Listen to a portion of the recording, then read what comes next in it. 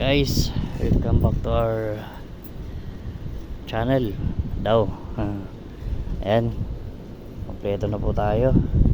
Kompleto na tayo ng setup. At tayo'y papasok na. Oo. Bismillah.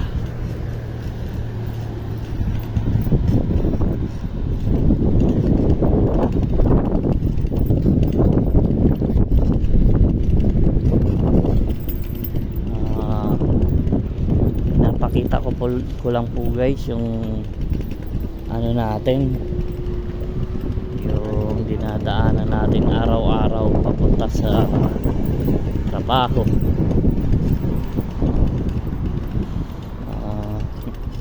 Minsan naman iba yung dinadaanan natin, depende sa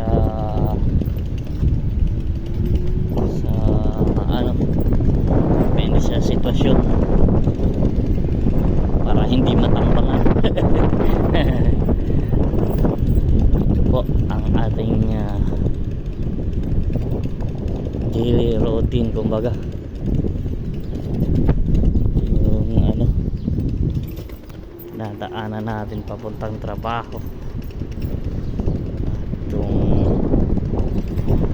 gaano kalayo, gaano kainit, gano'n na po ang buhay OFW Saudi.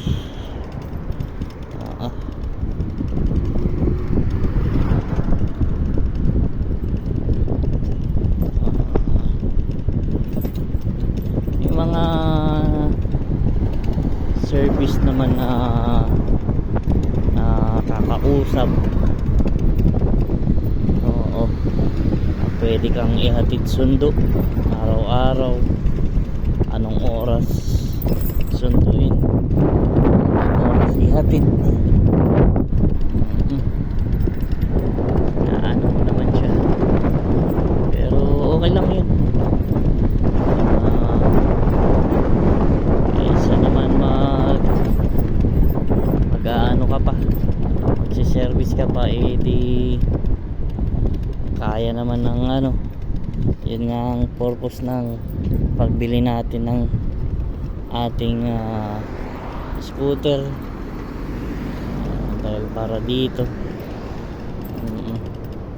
Nung una, pangarap kong kumuha ng medyo okay na scooter na pang malayuan talaga, kaso medyo hindi kaya ng budget, kaya ito na lang, ganito na lang, okay na to, tsagaan lang.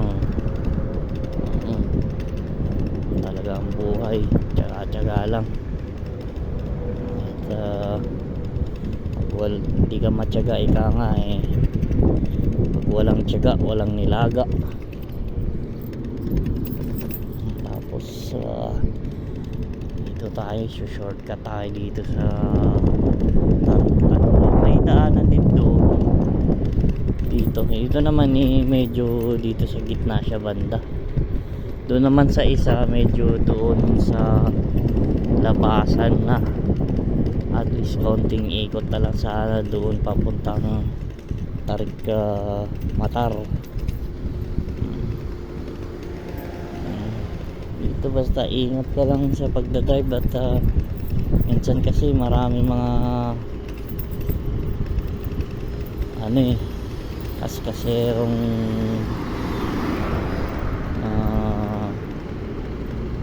Saudis na minsan, lalo na yung mga driver, yung mga bata, ay ingat lang talaga. Medyo risky lang talaga itong scooter, pero ingat lang. Kaya naman puputulin ko muna ang ano na to guys, at ako'y may bibilhin lang dito sa Bakala, konting bakala dito sa saglit, para mamili tayo ng ating makakain sa trabaho.